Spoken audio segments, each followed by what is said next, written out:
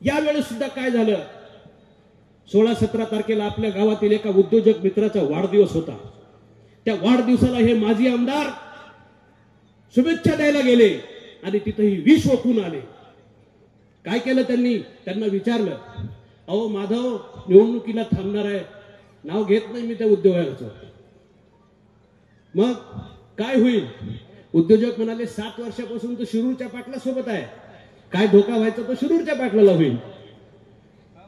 हा व्यक्ती तिथं म्हणला, असं नाही, माधवचे सगळे सोयरे माझ्यासोबत आहे, विशेषतः चाकूर तालुक्यातून. आणि ह्या शिरूरच्या पाटलाला हे माहित आहे की माधव उभा टाकला तर त्यांची मतं खाईल आणि मला पाडील, मला पाडायसाठी ही खेळी आहे. सोबत म्हणले मागच्या वेळेस मालकाला बी त्यासाठीच पुढे उभा केलं होतं. अरे किती खोटं बोलता, माय माय माय माय म्हणायचं, कळून बोलायचं, पोटात पाय ज्याला म्हणतात, अशा पद्धतीचं तुमचं वागणं माजी आमदार विनायकराव पाटील साहेब कधी बंद करणार आहात? आणि अशा प्रकारे आमच्यावरती हे केलं. जर मला तुम्हाला सांगायचंय खरोखरच आम्हाला शिरूरच्या पाटलांनी उभा केलं असतं, माझ्या मित्र तुम्हाला सांगतो, 22 तारखेला 4 फॉर्म भरले गेले. आम्ही अपक्ष होतो म्हणून आम्ही पहिला फॉर्म भरायच्या प्रयत्नात होतो की आम्हाला योग्य चिन्ह मिळावं. परंतु या पाटलांनी रातोरात, शिरूरच्या पाटलांनी रातोरात 2 फोटो काढणाऱ्या पोरांचे आमच्या पुढे फॉर्म भरले.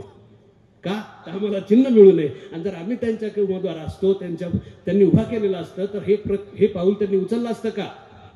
याशिवाय सुद्धा मला सांगायचंय, माझ्याकडे 4 फॉर्म ताळून घेण्याच्या दिवसाची 4 तारखेची ऑडिओ क्लिप सुद्धा आहे या माजी आमदाराची, पण मी ती इथं ऐकवणार नाही, कारण ते आमचे संस्कार नाही, आमचे ते संस्कार नाही, आम्ही ते ऐकवणार नाही. पण ज्याला कुणाला आजही वाटत असेल की आम्ही फूट पाडायचा प्रयत्न करतो किंवा आम्ही शिरूरच्या पाटलाचे डमी उमेदवार आहे, त्यांना ती क्लिप कधीही माझ्याकडे ऐकायला मिळेल. माझ्याकडे कधीही तुम्ही या. सोयऱ्याच्या बाबतीत मला एकच बोलायचं आहे. मला एक सांगा, आपण ज्या नवीन गाव, आमचं काय घरानं राजकारणातून आलेलं नाही, आमची पहिली पिढी आम्ही येतो आहे. चाकूर सारख्या शहरामध्ये सुगाव कुठे आहे आणि खंडाळी कुठे आहे, या सगळ्या परिसरात फिरताना एखाद्या नवीन गावात गेल्यानंतर आपल्याला जर त्या गावात बसायचं असेल किंवा पाणी घ्यायचं असेल तर आपण कुणाचं घर शोधतो? एखाद्या मित्राचं, एखाद्या सोयऱ्याचंच ना. मग माझ्या एखाद्या सोयऱ्याच्या घरी जाऊन मी तुमचा सोयरा आहे, मला मतदान करा, हे म्हणणं जातीवाद आहे का? हे जातीवाद नाही. जातीवाद तुम्ही केला 2017ला की तो आपला सोयरा नाही, याला मत देऊ नका, हे म्हणणं जातीवाद आहे. तर पाटील साहेब, तुम्हाला माझं खळखळून सांगणं आहे आणि दोन्ही पाटलांना मी सांगतो की हा प्रचार बंद करा. सकल मराठ्याचं फूट पाडू नका, तुमचे राजकीय पुळी भाजू नका. ही आमची औलाद नाही की सकल मराठ्यामध्ये आम्ही कुठला भेद करू. दुसरी एक खूप मोठी आणि आरोप यांनी केला आमच्यावर, तो कुठला? की आम्ही आदरणीय संघर्ष योद्धा जरांगे पाटील यांचा आदेश मानला नाही म्हणे. काय होता आदेश? माघार घ्यायचा? नक्की त्यांनी आदेश दिला. पण दादांनी जेव्हा ठरवलंही नव्हतं की आम्ही निवडणूक लढणार, त्याच्या अगोदर 17 सप्टेंबरला आम्ही ठरवलं होतं की आम्ही निवडणूक लढणार. हे तुम्ही लक्षात घ्यायला पाहिजे. आम्ही कसं काय ठरवलं होतं? आम्हाला काही सर्वे माहित होते. आपल्या मतदारसंघामध्ये 1 वर्षापासून सर्वे चालू होते आणि 1 वर्षापासून सर्वेचं एकच वाक्य पुढे येत होतं, हे दोन्ही नको तिसरा पाहिजे, हे दोन्ही नको तिसरा पाहिजे. मग आम्ही दोघा भावांनी आणि आमच्या वडिलांनी विचार केला की आपण सुद्धा का प्रयत्न करू नये, का या मतदारसंघाला एक उभरतं नेतृत्व आपण देऊ नये. दादांचे विचार त्यावेळेस काय होते, जे लोकसभेवेळेस होते, पाडा, हेच आम्ही गृहीत धरलं आणि आम्ही आमची उमेदवारी डिक्लेअर केली. त्यावेळेस माझ्या पत्रकार मित्रांनी आम्हाला यावरती प्रश्न विचारला होता, तेव्हाही आम्ही हेच सांगितलं होतं. परंतु जेव्हा दादांनी ठरवलं की आम्ही उमेदवार देऊ, मग मित्रांनो मला सर्वांना सांगायचंय, माझ्या मुस्लिम बांधवांनाही सांगायचंय, माझ्या सर्व जाती धर्मातल्या 18 पगड जातीतल्या बांधवांना सांगायचंय, आम्ही प्रयत्न केले. आम्ही ताकाला जाऊन लोटकन लपवणाऱ्यापैकी नाही. आम्ही भरपूर प्रयत्न केले. या इथले जेवढे इच्छुक होते सकल मराठा मधले त्या सगळ्यांना माहिती आहे, आम्ही सर्वात जास्त प्रयत्न केले. पण योगायोगाने दादांनी न लढण्याचा निर्णय घेतला आणि ते आमच्या ज्या 17 तारखेचा निर्णय आम्ही घेतला होता त्याच्याशी तो सुसंगत होता, म्हणून आम्ही वापस फॉर्म नाही घेतला. पण मला एक कळत नाही, लोकसभेला एकाच एक लढती असतात शक्यतो, म्हणून दादाचा आदेश होता पाडा, म्हणजे सत्ताधाऱ्यांना पाडा, वेगळं वाक्य आहे. पण तिथं तिसरा पर्याय नव्हता, म्हणून महाविकास आघाडीला समाजाने मतदान केलं. विधानसभेचं चित्र असं नसतं मित्रांनो. प्रत्येक विधानसभेत तिसरा चौथा पर्याय उपलब्ध असतो.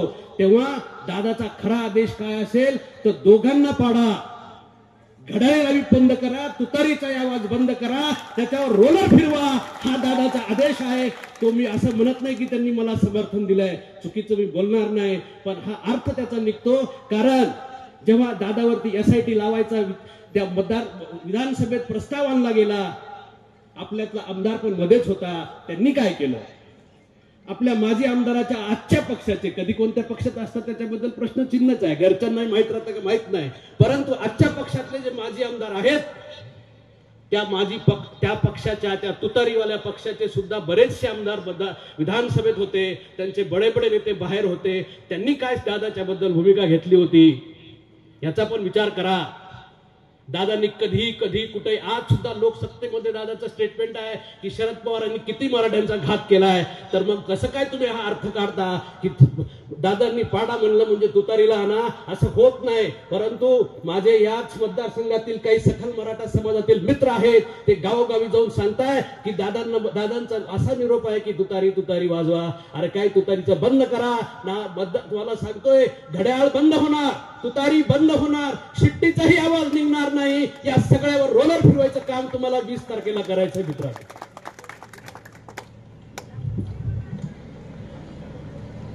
चुकीचे वाक्य सर्व, आणि विशेषतः याच्यामध्ये अतिशय नम्र भाषेत, अतिशय रळक्या आवाजात माय माय म्हणून या आमदाराला सवयच लागून गेली आहे की रडायचं.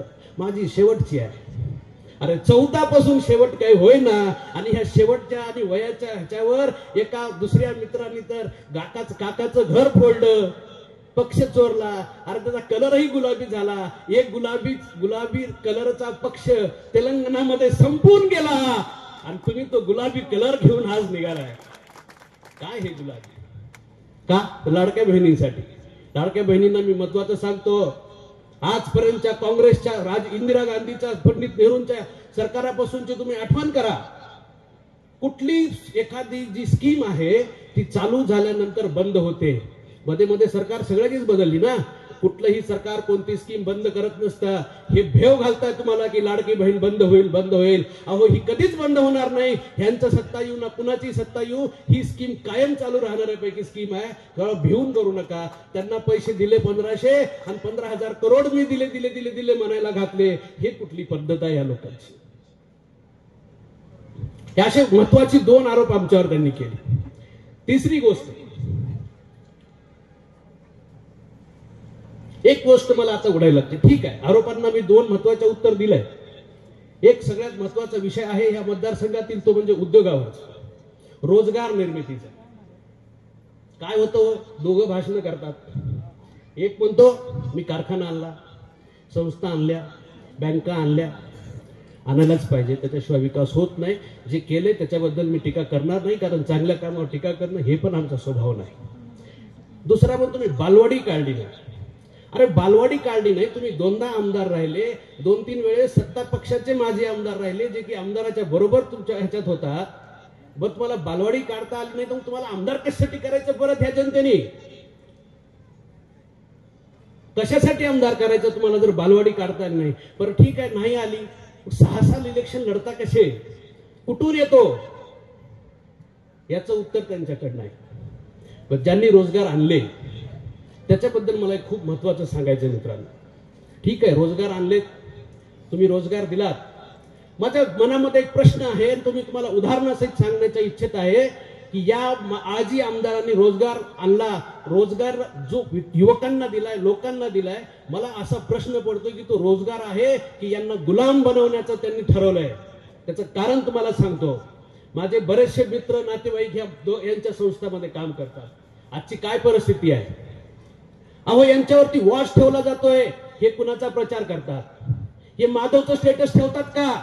माधवच्या रॅलीत जातात का? आणि हे जर माधवच्या रॅलीत माधवचं स्टेटस ठेवत असतील तर त्याच्या घरी निरोप जातोय, तुला काढून टाकतो. म्हणजे काय तुम्ही रोजगार दिलात की त्यांना गुलाम केलात? गुलामगिरी माझा मतदारसंघांनी सपून नाही घ्यायला पाहिजे. मी माझंही उदाहरण देतो. मागच्या 5 वर्षात माझेही छोटे मोठे उद्योग आम्ही घडवले.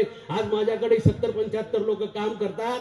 मित्रांनो, माझ्या ट्रॅक्टरच्या शोरूम मध्ये स्पेअर पार्ट डिव्हिजनला या माजी आमदारांचा पुतण्या रोहिदास काम करतो. याचं आज सकाळचं स्टेटस सुद्धा तुतारीचं आहे. मला सगळ्या त्याच्या स्टाफ मेंबरनी सांगितलं की रोहिदास हा त्याच्या तात्याचं स्टेटस ठेवतो. आज त्याला मी उभा टाक रोहिदास, कधी आजपर्यंत म्हटलंय का की तू का ठेवतो? आम्हा दोघा भावांनी कधी शब्दाने उच्चारले का तू का करतो? आजही तो इथंही आहे, शोरूम मध्ये काम करतो. मित्रांनो, तो काम करतो तर मी त्याला पैसे देतो, मी फुकट देत नाही. तो त्याच्या विचाराचा मालक आहे. याला रोजगार म्हणतात. तुम्ही इथे करता ते गुलाम बनवतात. इथं ठोकून सांगू शकतो आत्ताच सुद्धा त्याचं स्टेटस तुतारीचं असेल. पण कधी विचारलं नाही. फक्त या कार्यक्रमासाठी मी हा ठेवलेला मुद्दा होता. रोजगार आणा, पण आम्ही गुलाम नाही, आम्ही रोजगार निर्मिती करू. आमच्या डोक्यात काय प्लॅन आहे?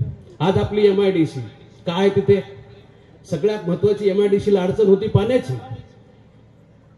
पाण्याची अडचण पूर्णपणे दुरुस्त झालेली आहे. भरपूर पाणी आता आपल्या इथे उपलब्ध आहे. आम्ही नक्की रोजगार आणू, आम्ही रोजगार आणू, पण ते माझ्याच मालकीचा असला पाहिजे. हट्ट करणार नाही.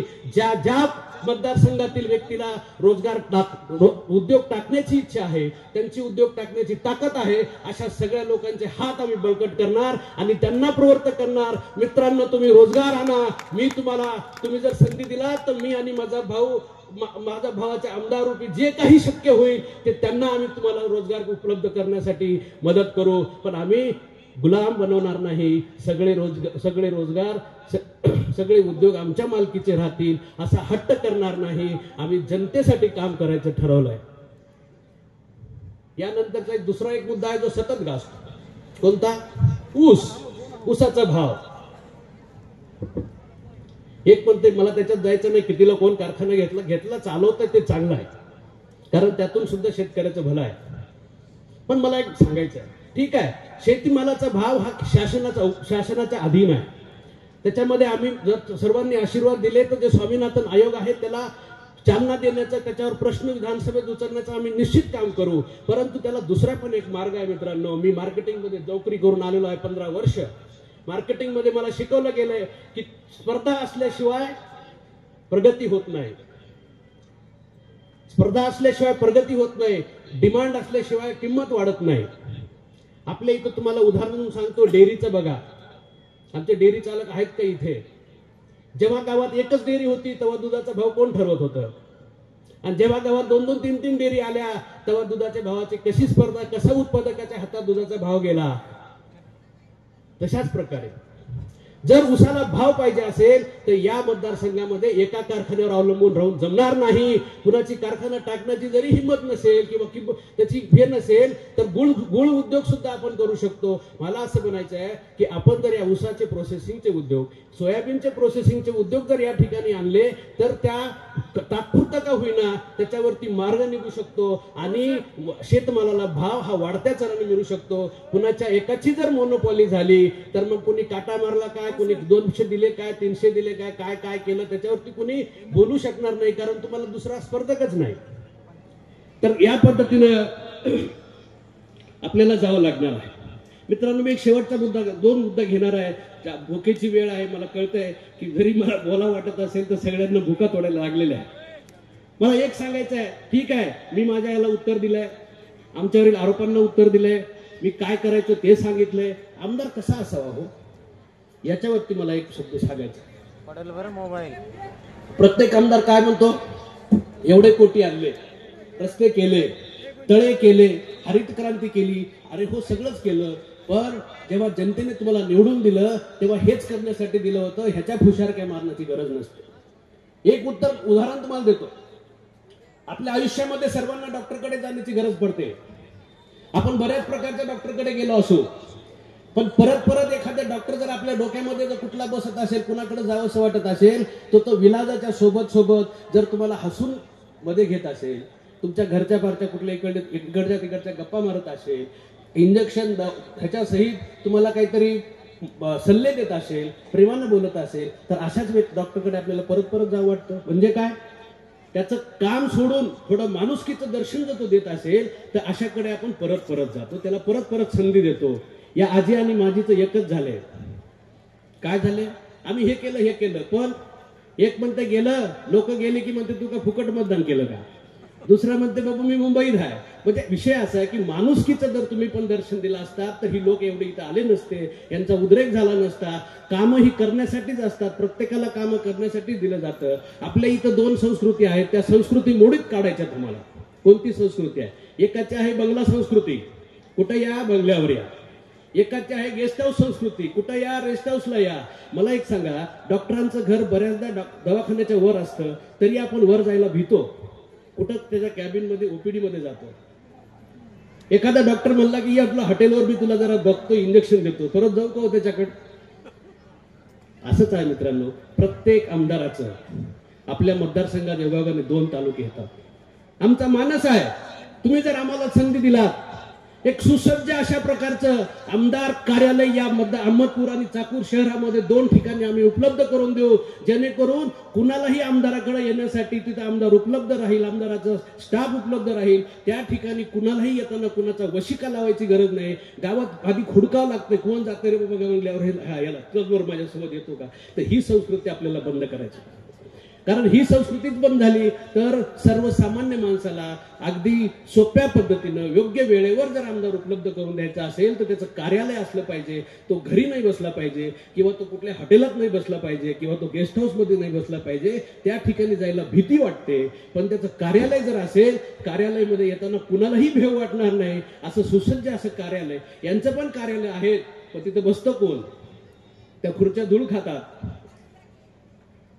याचा अनुभव आम्हाला तर आहेच, कारण आम्ही सोबतच राहिलो आहे. तर असे हे आमचे विचार आहेत. काय करणार, नुसतं टीका नाही करणार, तुम्हाला करून दाखवणार. दुसरा एक मुद्दा मी शेवटचा सांगतो मित्रांनो, निश्चित 18 पगड जातीचं नेतृत्व करण्याची आमची इच्छा आहे. आजची जी मतदारसंघामधली लढत आहे, आदरणीय खंदाळे साहेबांनी तर डिक्लेअर केलं किनगावमध्ये की दुसऱ्या नंबरवर माधव जाधव आहे. फक्त ते म्हणू शकले नाही, दादा तुमचं बी काय खरं नाही, पहिल्या नंबरवरच आहे. पण दोघाला तर आजी ना माझी हा जो नारा आहे. मी एक दिवशी नळेगावला गेलो होतो मित्रांनो, मला सांगावंसं वाटतं. आम्ही अशी बैठकीत बसलो, एक आमचा पाहुणा आला, त्यांना म्हणले माहिती आहे काय कोण आहे, कोण उमेदवार, ते ना आजी ना माझीवाले का. हा असा नारा माझ्या एका मित्रांनी हा नारा आम्हाला सुचवला आणि तो इतका गाजलाय. परंतु आज मला एवढंच सांगायचं, एक जण आहे ते एक वेगळंच राजकारण करतात, हे दोघांचं वेगळंच आहे. आम्ही सर्वांचं करणार, आम्ही सर्वांच्या भल्यासाठी करणार. आज मी सांगतो मित्रांनो, या मतदारसंघाचा आमदार घडवणं फक्त 2 समाजाच्या हातात आहे. एक माझा मुस्लिम बांधव, दुसरा माझा दलित मित्र बांधव. हे दोघं जिकडं झुकले तिकडं आमदार होणार आहे. मला एकच म्हणायचं आहे. आणखी एक उदाहरण देतो. माझा एक एम्प्लॉई आहे युनुस शेख म्हणून रेवणीचा, आज 20-25 दिवस झालं तो घर घर फिरतो इकडं, त्याचं इकडं नातेगोते आहेत म्हणून. पण 2017 पासून त्याला मी कसं सांभाळलंय आणि तो कशामुळे एवढा परिवार घेऊन माझ्यासोबत येतो. आज आम्ही कुठलाही जाती धर्म मानत नाही, काही मानत नाही, म्हणून तो माझ्यासाठी एवढा जीव लावतोय, देवणीवरनं इकडे येऊन फिरतोय. दलित मध्ये तर आमचं काय सांगा, लांबतुरे साहेबांना चांगलं माहित आहे, लांबतुरे साहेबांना चांगलं माहित आहे, माझ्या खंडाळीकरांना चांगलं माहित आहे. आमची ओळखच होती बोधवाड्याची. माझा बाप कुठं असेल तर बोधवाड्यात बघा म्हणायचे. अहो आम्हाला अभिमान आहे त्या आंबेडकरांच्या विचारामुळे, आम्ही महामानव आंबेडकरांच्या विचारामुळे आम्ही घडलोय. आम्ही सगळ्यांना सर्व समान वागवणार, सगळ्यांच्या सोबत घेऊन चालणार. मला आणखी कितीकही बोलावं असं वाटतंय, परंतु वेळेचा अभाव, उमेदवाराला थोडी संधी देतो, नाही तर उद्या मलाच आमदार समजतील. मला ती काही इच्छा नाही, माझा भाऊच आमदार हो, म्हणून मी माझे 2 शब्द इथं थांबवतो. परत एकदा आपल्या सर्वांना मी खरोखर नमन करतो. आपण एवढ्या संख्येने आलात आणि आम्हाला आशीर्वाद दिलात. आमच्याकडे कुठलाही मोठा नेता नसताना आपण आलात, त्याबद्दल आपले खरंच मनस्वी धन्यवाद. आणि मी माझं रजा घेतो. धन्यवाद.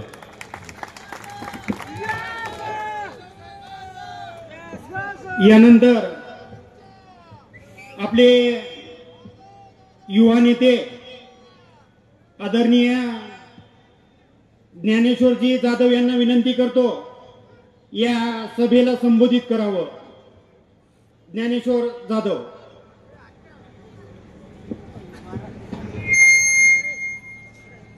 अहमदपूर चाकूर विधानसभेच्या आपले अपक्ष उमेदवार माधवभाऊ जाधव यांच्या प्रचारार्थ जमलेल्या सर्वांचं या ठिकाणी स्वागत। मित्रांनो, या ठिकाणी आपण या मतदारसंघाच्या भविष्याची पेरणी करण्यासाठी या ठिकाणी आपण जमलेलो आहोत। आपल्या मतदारसंघाचा उद्याचा आमदार कोण असावा, या मतदारसंघाची सूत्र कोणाच्या हातामध्ये द्यावेत, या मतदारसंघाचे प्रश्न मुंबईच्या सभागृहामध्ये कोण मांडावं, या अहमदपूर चाकूरकरांचा आवाज म्हणून मुंबईला आपण कोण पाठवावा, या उद्देशाने आपण या ठिकाणी जमलेलो आहोत।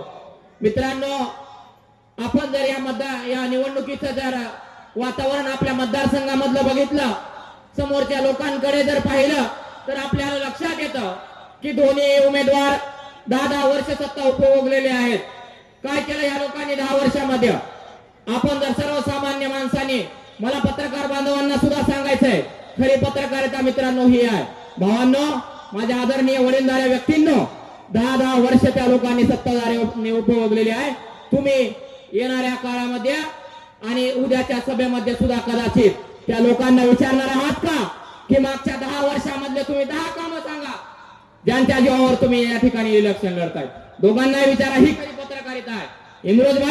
इम्रोज भाईला आमच्या त्या ठिकाणी छोटेखानी चिठ्ठी देण्यात आली की बाबांनो, आचारसंहितेचा आम्हाला नियम पाळावा लागतो आणि त्यासाठी तुम्ही थोडक्यामध्ये आपलं थोडं ओझरतं घ्यावं। बरोबर आहे? पत्रकार बांधवांचं मी खरं अभिनंदन करतो। तुम्ही कुठली चिठ्ठी इम्रोज भाईला दिली असं प्रश्न विचारला, तुमचं अभिनंदन आहे। पण मला उपस्थित पत्रकारांना सुद्धा विचारायचं आहे, खरे जर लोकशाहीचा तिसरा खांब म्हणून तुम्हाला ओळखलं जात आहे, तुम्ही खरी पत्रकारिता करा आणि लोकांना आणि दाखवून द्या। आणि त्या आमदारांना सुद्धा विचारा की बाबांनो, तुम्ही 10 वर्ष काम केलंय तर 10 कामं सांगा, तुमची 10 ठोस कामे सांगा। आम्हाला मान्य आहे की निधी खिचून आणण्यासाठी तुम्हाला ताकद लागते, अमुक लागतं, तमुक लागतं, परंतु आज माता मौल्या सुद्धा या ठिकाणी उपस्थित आहे। अत्यंत मोठमोठे आजार हे आपल्याला सर्वांना ग्रासत आहेत। या ठिकाणी दूषित अन्न यामुळे आजार होत आहेत, परंतु मुख्यमंत्री सहायता निधी सारख्या व्यवस्थेमधून तुम्ही किती लोकांना शिफारस केलीत, तुम्ही किती लोकांना त्या निधीचं वाटप करून दिलं, किती लोकांना त्या माध्यमातून मदत झालेली आहे हे विचारण्याची आज वेळ आलेली आहे। मित्रांनो, सर्वसामान्याच्या लेकराने हे काम थांबावं, सर्वसामान्याच्या प्रश्नाला वाचा फोडावी, सर्वसामान्याचे प्रश्न विधानसभेमध्ये मांडावेत, युवकांचा आवाज बनावा। युवकांच्या अडचणी ज्या आहेत त्या भाऊला माहित आहे, त्याचं कारण काय तर 18 विश्व दारिद्र्य काय असतं, खरा संघर्ष आयुष्यामध्ये मोठं होण्यासाठी काय करावं लागतं, उद्योजकता कसा करावं लागतं, व्यापारामध्ये मोठं कसं व्हावं लागतं, माणसाच्या सर्वसामान्य लोकांच्या अडचणी काय आहेत, त्यांची जाण जर कुणाला असेल तर ते आदरणीय माधवराव जाधव साहेबांना। खरं तर मला एका गोष्ट या ठिकाणी आवर्जून तुम्हाला सांगावीशी वाटते की दोन्ही भाऊन सांगितल्यासारखा दोन्ही उमेदवाराकडे जाताना आपल्याला शिफारशीशिवाय जाणं शक्य नाही आहे मित्रांनो। परंतु आपल्या हाकेला धावून येणारा, थांब म्हणाल त्या ठिकाणी थांबणारा, उठ म्हणाल त्या ठिकाणी उठणारा, बस म्हणाल त्या ठिकाणी बसणारा हा उमेदवार आहे। असं आपण म्हणायला गेलो की तुम्ही काय करणार आहात याचा आढावा माणिक भाऊने या ठिकाणी आपल्या सगळ्यांना दिलेला आहे। आमचा उमेदवार शिवशाहू फुले आंबेडकर यांच्या विचारधारेवरतीच चालणार आहे, हे सुद्धा मला उपस्थितांना या ठिकाणी ठासून सांगायचं आहे। आम्हाला अभिमान आहे, आम्हाला गर्व आहे की आमच्या उमेदवाराच्या नावाच्या पुढे साहेब शब्द लावायची गरज पडत नाही आहे। भाऊला सगळेजण भाऊ म्हणून आपण बोलू शकतो, परंतु आपण त्यांना बोलू शकतो का याचं तुम्ही चिंतन मनन करण्याची ही वेळ आहे। उद्याचे 5 वर्ष आपले वाया गेल्याशिवाय राहणार नाहीत। त्याच्यामुळं येणाऱ्या काळामध्ये सत्सद्विवेक बुद्धीनं मी ज्या गोष्टी बोलतोय त्या गोष्टीचा तुम्ही निश्चितपणे विचार करा। मला सगळ्यांना आव्हान करायचंय, सगळे उमेदवार आपण पाहिलात, तिसरे एक उमेदवार आहेत, त्यांना तर मतदारसंघामध्ये किती दिवस राहतात ते हुडकण्याची वेळ येते। मला काय म्हणायचंय तुम्हाला भावांनो, तुम्ही विधानसभेमध्ये हरलात याचा अर्थ तुमची जिम्मेदारी संपली असं होऊ शकत नाही। तुम्ही निवडून आलात, निश्चितपणे तुम्ही जिम्मेदार आहात। तुम्हाला मतदान टाकलेल्या लोकांना सुद्धा तुम्ही 5-5 वर्ष वाऱ्यावर का सोडतायत? किमान त्या लोकांच्या अडचणी तुम्ही सोडू शकत नाही का? मग तुम्ही कशाचं नेतृत्व करतायत? निवडणुकीला सामोरं जाणं, आपले मतं मागणं, आपले जाहीरनामा प्रसिद्ध करणं या निवडणुकीच्या गोष्टी झाल्या. पण निवडणुकीच्या संपल्यानंतर सुद्धा आपले मतदारसंघातले नेते म्हणून प्रमुख म्हणून आपल्या काही नैतिक जबाबदारी आपण पार पाडणं हे सुद्धा काळाची गरज असते. परंतु ते लोक निव्वळ गृहीत धरायचं, निवडणुकीला सामोरं जायचं, मोकळ्या गप्पा मारायच्या, अशाने या ठिकाणी हे निवडणूक होणार नाही मित्रांनो. त्याच्यामुळं आपल्याला या थांबलेल्या विकासाला जर पुन्हा वाचा फोडायची असेल तर या ठिकाणी येणाऱ्या 20 तारखेला रोड रोलर दबई या चिन्हासमोरील बटन दाबून भाऊला प्रचंड बहुमताने विजय करा, हे हात जोडून तुमच्या सगळ्यांना विनंती करतो. उपस्थित सगळ्यांना मी विनंती आहे माझी, आपण सगळ्यांनी हात वर करून घोषणा द्यायची आहे. सगळ्यांनी हात वर करायचे. ताई, काकू, मामी, भाऊ, दादा सगळ्यांनी हात वर करायचे. आदरणीय माधव भाऊ यांचा, आदरणीय माधव भाऊ यांचा. या गरीब लेकराला आपण सगळ्यांनी मतदान करायचंय आणि तुमचं गरीबाचं लेकरू, तुमचा भाऊ, तुमचा काका, तुमचा मामा म्हणून आदरणीय भाऊंना आपल्या अहमदपूर चाकूरकरांचा आवाज म्हणून विधानसभेमध्ये पाठवायचे. मी अधिकचा वेळ या ठिकाणी घेणार नाही. छोट्याशा एका काव्यपंक्तीने मी माझ्या या भाषणाचा शेवट करतो. एक तालाब के किनारे एक इमारत को लग गई आग, हर तरफ मच गई भागम भाग, हर कोई वो कर रहा था जो था जिसकी पहुंच में, नन्ही सी चिड़िया भी डाल रही थी पानी भरकर अपनी चोंच में. ये देखकर पेड़ पर बैठा कौवा बोला, चिड़िया रानी तू ये क्या कर रही है, सुई के नोक से तू पहाड़ खोद रही है. तो चिड़िया ने दिया जवाब बड़ा ही लाजवाब. चिड़िया रानी बोली, कौवे भाई मैं सब जानती हूँ, अपने चोंच में भरे पानी की क्षमता भी पहचानती हूँ, लेकिन जिस दिन इस आग का इतिहास लिखा जाएगा उस दिन आग लगाने वालों में नहीं, आग बुझाने वालों में मेरा नाम आएगा. आणि निश्चितपणे भाऊ, तुम्ही जे सर्वसामान्याच्या जीवावरचे धाडस केले, खरं तर मला या माता पित्यांना सुद्धा नमन करायचे. एवढ्या सर्वसामान्य कुटुंबामध्ये राहून तुम्ही सर्वसामान्यासाठी आपल्या कष्टाच्या कमाईच्या आधारावरती या ठिकाणी उभं राहिलात. सर्वसामान्यासाठी तुम्ही झटतायत, याचा आनंद आणि अभिमान आम्हाला आहे. आणि निश्चितपणे तुमच्या उमेदवारीला साथ अहमदपूर चाकूरकर देतील आणि येणाऱ्या 23 तारखेला या दोन्ही प्रस्थापितांना दाखवून देतील की नाही राजे हो, आता बसा तुम्ही, आता आमचं सर्वसामान्याचं लेकरू या ठिकाणी आमदार होणार आहे आणि 24 तास आपल्या सेवेमध्ये राहणार आहे. एवढं बोलतो, थांबतो. जय हिंद, जय महाराष्ट्र. यानंतर लांबतुरे साहेबांना अशी विनंती करतो की आपलं मनोगत व्यक्त करावं.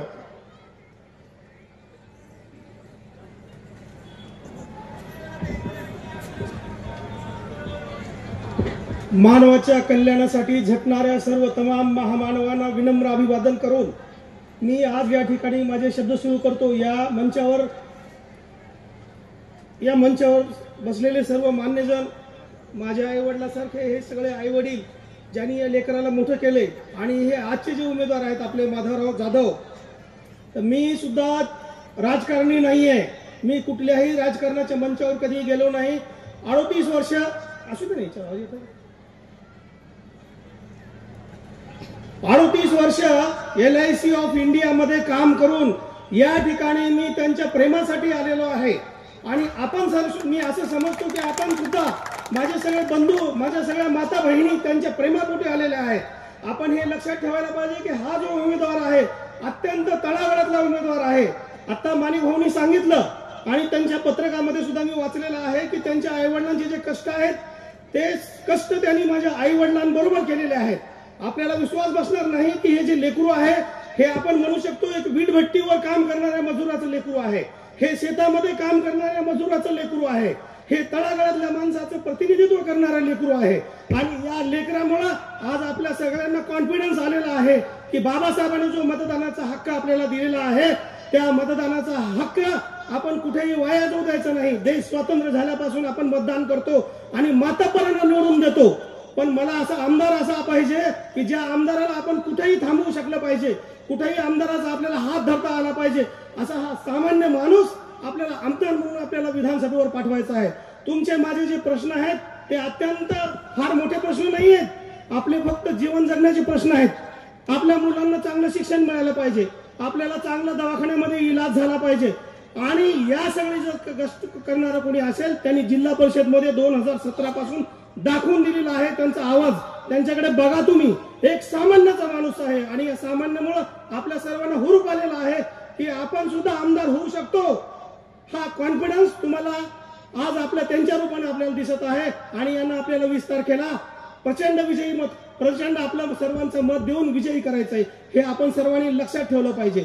आतापर्यंत आपण सगळ्यांना मतदान केलेलं आहे आणि हे लक्षात ठेवायचं की बाबासाहेब आंबेडकरांनी जो आपल्याला मतदानाचा हक्क दिलेला आहे घटनेच्या माध्यमातून, तो तुम्ही बकऱ्या कोंबड्याच्या किमतीमध्ये विकू नका. तुमचा स्वाभिमान घाण ठेवू नका. तुम्हाला मतदानाचा जो हक्क एवढा महत्वाचा दिलेला आहे, तो आपला जो चाहता आहे आमदार जसा आपल्याला पाहिजे की ज्या आमदाराला आपण कुठेही अडवू शकतो, आपला प्रश्न हक्काने मांडू शकतो, त्यांच्या घरी जाऊन त्यांना अर्ध्या रात्री उठवू शकतो, असा हा सामान्य माणसातला आमदार आहे. या आमदार आपण यांना आमदार केलं पाहिजे. ही आपली सगळ्यांची जबाबदारी आहे आणि ही जबाबदारी आपण आपल्या समजूतदारपणे पार पाडली पाहिजे. आपल्याला माहित आहे की आपण जिथे परंपरा आहे या ठिकाणी कुठल्याही तालुक्याला आमदार 2 वेळा निवडून आलेला नाहीये सतत. त्यामुळं त्यांचा जो स्लोगन आहे बदल हवा आणि चेहरा नवा, हे सत्य होणार आहे हा माझा ठाम विश्वास आहे. आणि आपल्या सर्वांच्या मतावर, आपल्या सर्वांच्या आशीर्वादावर आपण या ठिकाणी माधवराव जाधवांना निवडून द्यायचं आहे. ही आपल्या सगळ्यांची जबाबदारी आहे. वेळेअभावी मी अत्यंत या ठिकाणी 2 शब्दामध्ये आपल्याला सांगितलेलं आहे. मी सुद्धा अत्यंत खालच्या परिस्थितीतून येऊन 40 वर्ष LICने मला मोठं केलेलं आहे आणि ही माझी माणसं आहेत सगळी, आपण जमलेली सगळी. माझं म्हणणं आहे तळागाळातलं नेतृत्व करणारा माणूस आपण आमदार करणं हे आपल्या सगळ्यांचं कर्तव्य आहे. एवढे शब्द या ठिकाणी बोलतो आणि मी थांबतो. धन्यवाद. खूप खूप धन्यवाद साहेब. यानंतर अहमदपूर चाकूर युवकांची बोलत तोफ आमचे मार्गदर्शक इम्रोजभाई पटवारी यांना विनंती करतो की आपण या सभेला संबोधित करायचं आहे.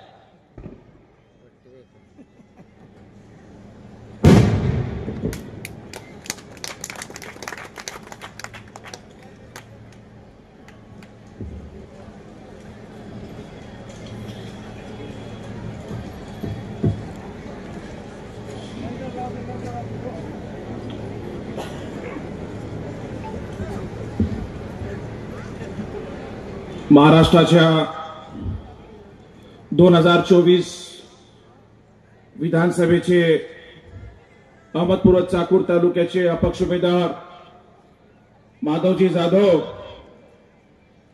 यांच्या प्रचार सभेला उपस्थित आदरणीय व्यासपीठ, ज्येष्ठ मंडळी, माता भगिनींनो आणि माझ्या तरुण बांधवांनो, निवडणुकीचं बिगुल वाजलेलं आहे. प्रत्येक 5 वर्षाला संविधानाने अधिकार दिलाय आम्हाला की आम्ही प्रत्येक 5 वर्षाला आमचा तालुका, आमचा शहर, आमचा गाव कोणाच्या तरी हातात द्यायचा असतो आणि तो माणूस, तो प्रतिनिधी विधानसभेमध्ये आमचे प्रश्न मांडून आमच्यासाठी निधी खेचून आणतो. आमच्या सर्वसामान्य माणसासाठी जे काही समस्या असतात, जे काही प्रश्न असतात, शेतकऱ्यांचे जे काही प्रश्न असतात, तो विधानसभेमध्ये आवाज बुलंद करून त्याचं काम असते की ते आमचे सर्व प्रश्न सोडवायचं. परंतु हे समीकरण सर्व बदललेलं आहे. आत्ताच्या काळामध्ये ज्याला ज्याला आमदारकी पाहिजे त्याला आपली पाटीलकी दाखवण्यासाठी आमदारकी पाहिजे, आपले संस्थान चालवण्यासाठी पाटीलकी पाहिजे, आपले उद्योगधंदे चालवण्यासाठी पाटीलकी पाहिजे, आपला मान राखण्यासाठी, आपला शान राखण्यासाठी पाटीलकी पाहिजे. आपल्यासमोर जे जे उमेदवार येतात 15 दिवसाच्या प्रचारामध्ये, जे लोक 5 वर्ष आपल्याकडे पाहत सुद्धा नाहीत, असे लोक आपल्या खांद्यावर हात ठेवून आपल्याला भाऊक करून आपले मतं घेऊन जातात आणि पुढली 5 वर्ष आपल्याला पाठ दाखवतात. अशा लोकांना आता पाठ दाखवायची वेळ आपल्या समोर आलेली आहे. अहमदपूर तालुक्यातील, चाकूर तालुक्यातील जनतेला मी इथे सांगू इच्छितो, मागील 30-25 वर्षापासून आपल्या तालुक्याचं समीकरण असं झालेलं आहे, इंग्रजांचे आपण गुलाम होतो.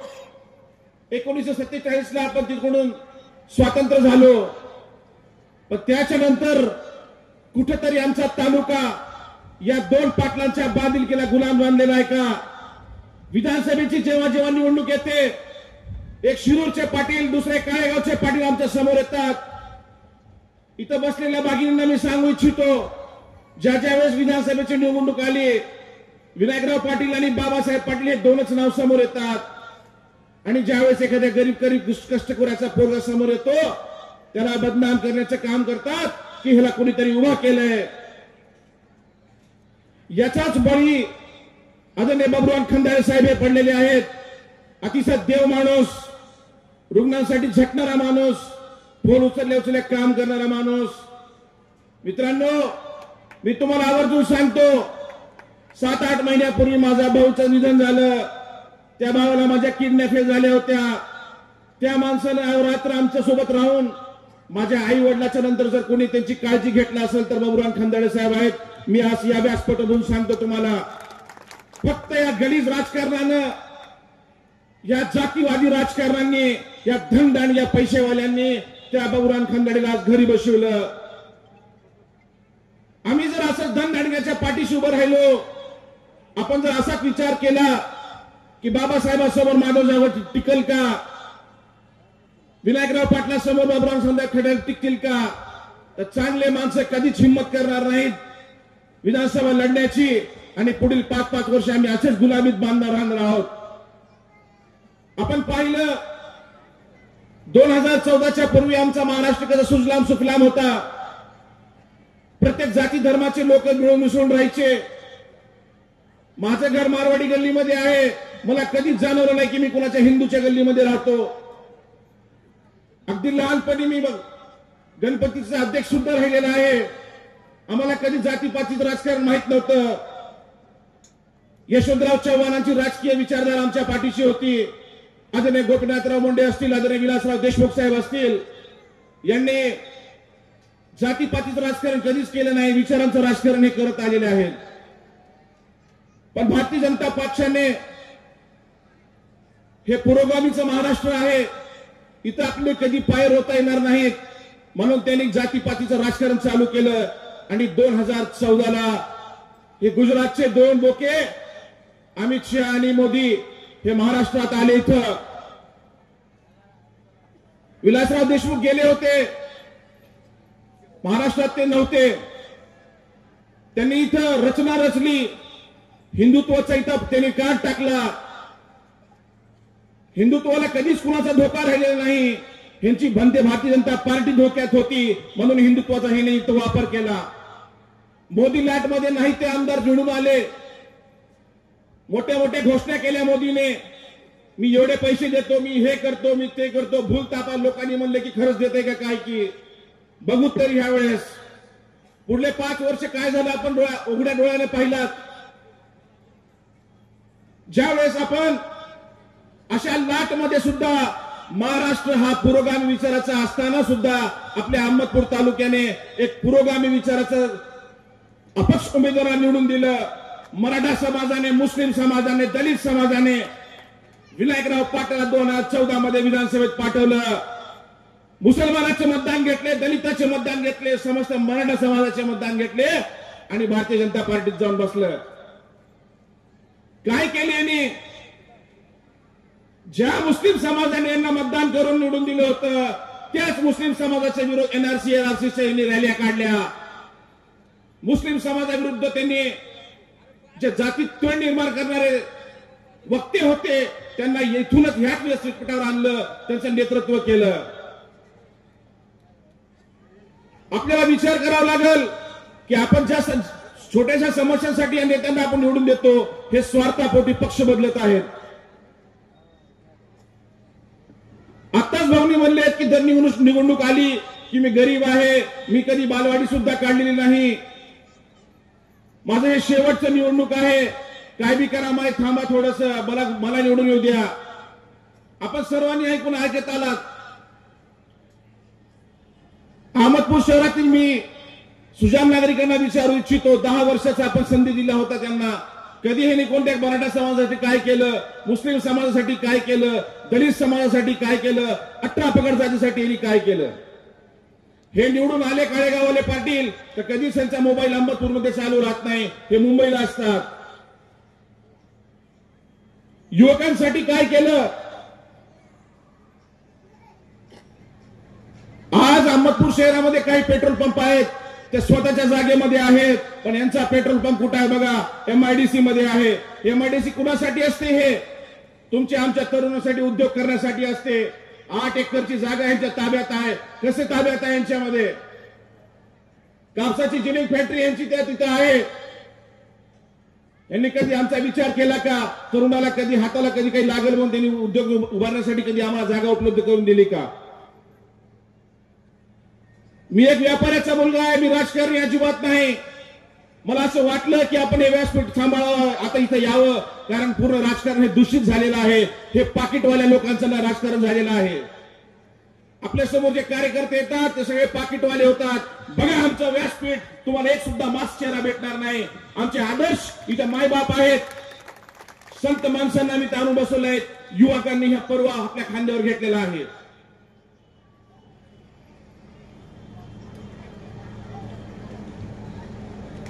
ज्या ज्या वेळेस निवडणूक येते त्यावेळेस मुस्लिम आणि दलित समाजाला टार्गेट केलं जातं. मुस्लिम समाजात तर असं झालंय, मला इथं आवर्जून सांगावं असं वाटतंय, ज्याला आम्ही हिंदीमध्ये यतीम बच्चा म्हणतो, लावारिस, ज्याला मायबाप नसतात, असा आमचा समाज झालाय. 4 वर्ष 350 दिवस हा समाज यतीमखान्यामध्ये राहतो, लावारिस घरमध्ये. निवडणूक आली की याला त्या यतीमखान्यातून आणलं जातं, स्वच्छ आंघोळ घातली जाती, नवीन कपडे घातले जाते, त्याला चांगले कपडे घालून त्याला मार्केटमध्ये आणलं जातं, काजू बदाम ड्रायफ्रूट खाऊ घातलं जातं, गळ्यात दस्त्या घालल्या जातात त्या मुस्लिम समाजाच्या, दलित समाजाच्या. आज संध्याकाळी ह्याच्यामध्ये प्रवेश, तर सकाळी त्या पक्षामध्ये प्रवेश. आम्ही कधीपर्यंत हे करणार आहोत? मी या व्यासपीठावर मुस्लिम समाजाला विचारू इच्छितो, विसरलात का तुम्ही ते दिवस ज्या 2 पाटलांनी ज्या वेळेस मुस्लिम समाजाला मदतीची गरज होती त्या वेळेस त्यांनी पाठ दाखवण्याचं काम केलं, सोंग करण्याचं काम केलं. आमचे विद्यमान आमदार शिरूरचे आदरणीय बाबासाहेब पाटील, 11वी निवडणूक त्यांच्या घरात होत आहे. आजपर्यंत दलित समाज, मुस्लिम समाज, मराठा समाज, 18 पगड जाती समाजने एक सेक्युलर चेहरा म्हणून त्यांना निवडून दिलं. काय केलं त्यांनी? देवेंद्र फडणवीस आणि अमित शहा मोदीच्या लक्षात आलं, लोकसभेची निवडणूक झाली, त्यांच्या लक्षात आलं की आपल्या महाराष्ट्रात आता काही जमणार नाही, पंतोजीला काही होणार नाही, हे मोदीच्या आणि शहाच्या लक्षात आलं. त्यांनी उद्धव बाळासाहेब ठाकरे यांच्या पक्षातले एकनाथ शिंदे यांना मुख्यमंत्रीची ऑफर दिली आणि तो पक्ष फोडला आणि त्यांना जवळ घेतलं. अजितदादा पवारला सिंचन घोटाळ्यामध्ये त्यांनी घेतलं, त्यांना म्हणलंय जेल में जाओ नाही तो पक्ष में आओ. इकडे एक मराठा हाताला धरला, दुसरा मराठा इकडे हाताला धरला. यांना कळून चुकलं होतं की आता भारतीय जनता पार्टीचं इथं अस्तित्व राहणार नाही. 2 मराठ्यांना त्यांनी एकाला लालूच दिली आणि एकाला त्याला हात धरून आणलं. त्या अजितदादा पवार हे सगळ्या चुलत्याला सोडून, ज्या लहानाचं मोठं केलं, ज्यांना याचं नाव दिलं, त्याला सोडून यांनी भारतीय जनता पार्टीत जावं लागलं.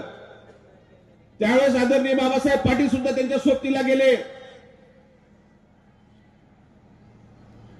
बाबासाहेबांना 1900 निवडणुकीमध्ये ज्या मुस्लिम समाजाने, ज्या दलित समाजाने भारतीय जनता पार्टीचा विरोध करून 30,000च्या लीड त्यांना निवडणूक जिंकून दिलं होतं, आजपर्यंतची सर्वात जास्त लीड दिली होती, त्याच मुस्लिम समाजाला, दलित समाजाला, मराठा समाजाला केराची टोपली दाखवत त्यांनी भारतीय जनता पार्टीमध्ये प्रवेश केला. हे म्हणतात की आम्ही अजितदादांच्या पक्षात आहोत, भारतीय जनता पार्टी आम्ही गेलो नाही. सांगा तुमचा मुख्यमंत्री कोण होणार आहे?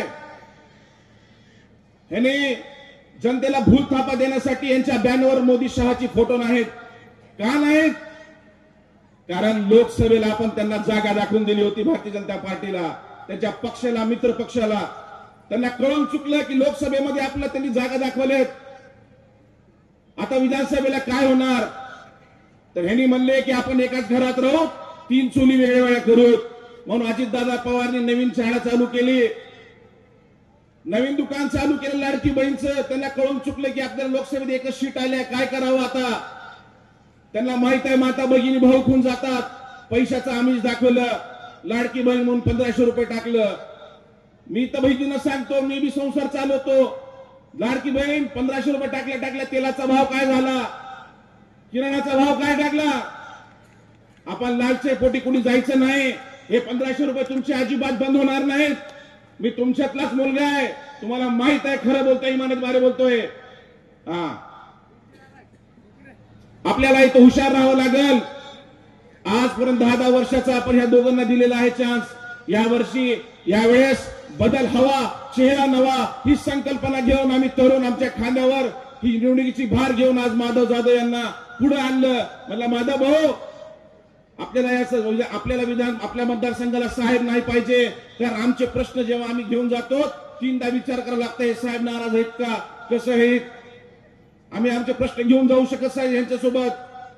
तुम्हाला चांगलं ठाऊक आहे,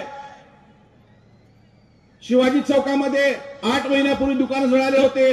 त्याच्यात माझं सुद्धा दुकान होतं, मेनसाबचं. 11 दुकानं जळाले. ज्या आमदाराला आम्ही आमचा तालुका हातात दिला होता, मायबाप केलं होतं त्यांनी आमच्या दगडालाही पाझर फुटलं आमचं दुकान जळताना पाहून, पण त्यांना पाझर फुटलं नाही.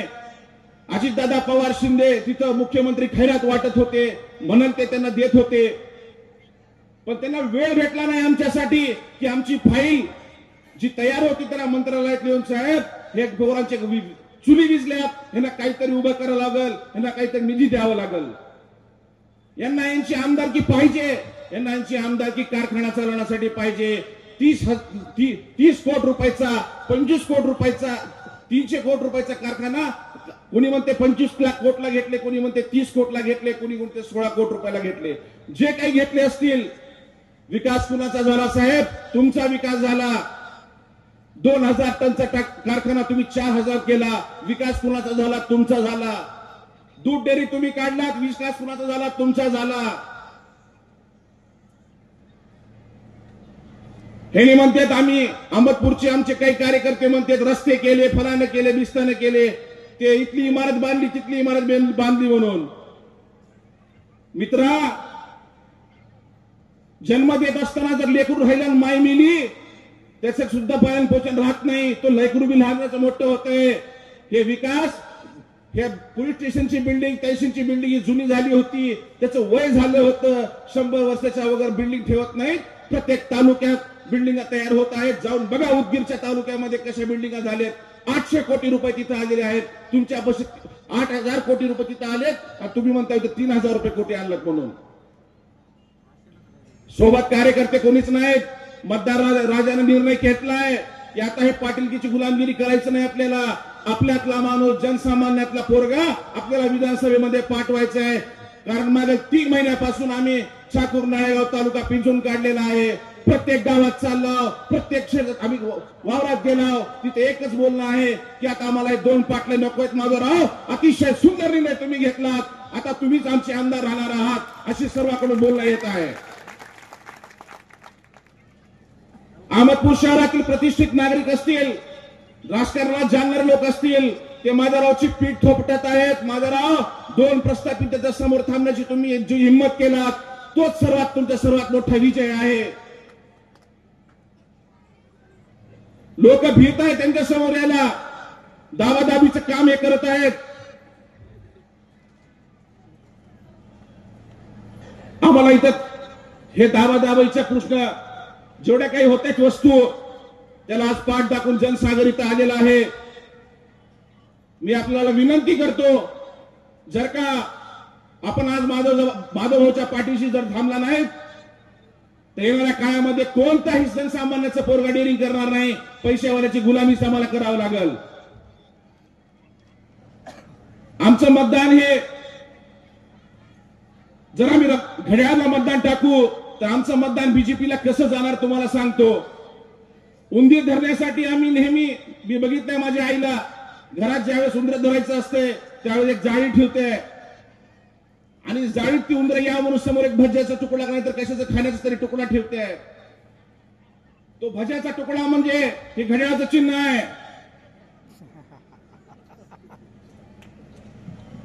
तो भज्याचा तुकडा म्हणजे हा घड्याळाचा चिन्ह आहे. घड्याळाचं बटन दाबलं की बीजेपीच्या पिंजऱ्यामध्ये मतदान पडणार आहे आपलं. हे लक्षात ठेवावं माझ्या माता भगिनींनी. आणि मागील वर्षात आपण काय काय सोसलंय हे आपल्याला माहिती आहे.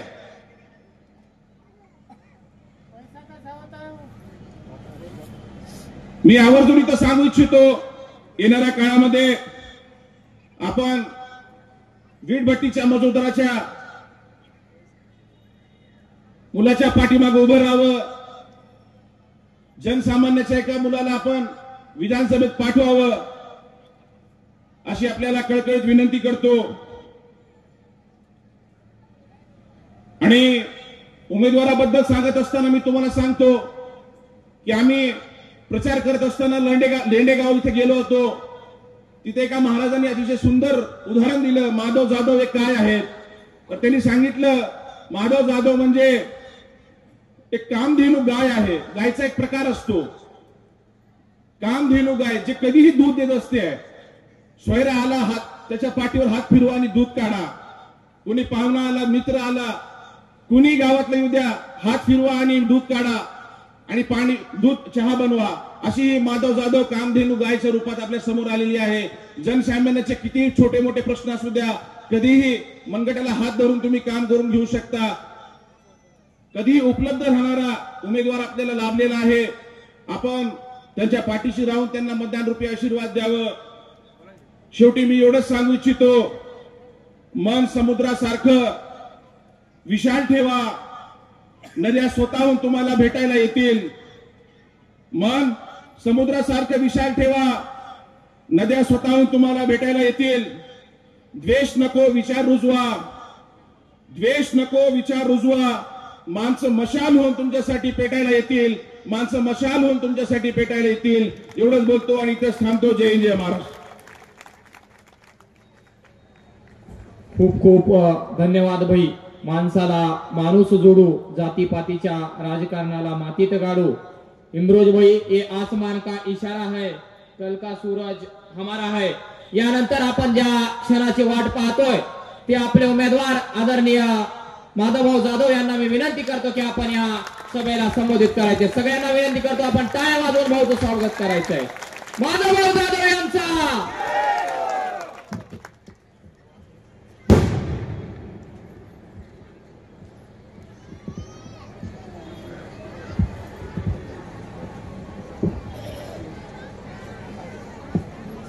आजच्या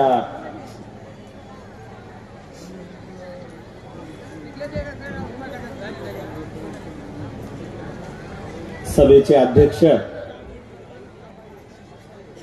माऊली बसा थोडा. आजच्या सभेचे अध्यक्ष हरिभक्त परायण मारुती महाराज धुळगुंडे या व्यासपीठावर मी ज्यांना देवापेक्षा जास्त मानतो, माझे आई वडील, माझा भाऊ आणि सर्वांची माफी मागून, कारण 2:45 वाजलेत आणि आपण जवळपास 11 वाजल्यापासून माझ्यासोबत आहात.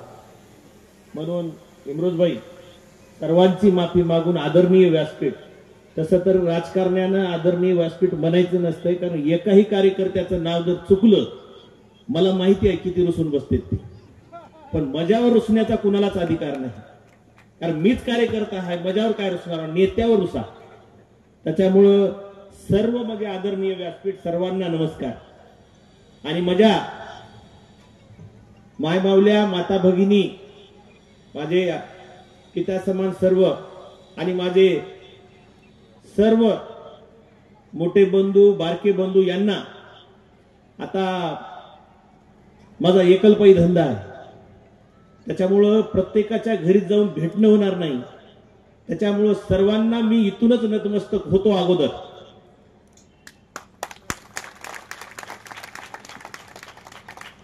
आणि तुटक्या फुटक्या शब्दामध्ये माझा माझा जे मानस आहे, माझं जे मनोगत आहे ते आपल्या समोर मांडतो. भाऊनी सांगितल्याप्रमाणे 17 सप्टेंबरला मी अपक्ष उमेदवार म्हणून ही विधानसभा लढवणार म्हणून जाहीर केलं. आणि जाहीर केल्यानंतर बऱ्याच माझ्यावर आरोप झाले, बऱ्याच माझ्यावर विविध प्रकारचे आरोप झाले. त्याच्यामध्ये बऱ्यापैकी भाऊनं सांगितले की आमच्यावर आरोप झाले होते. कुणीही गरीबालाच बोलतंय,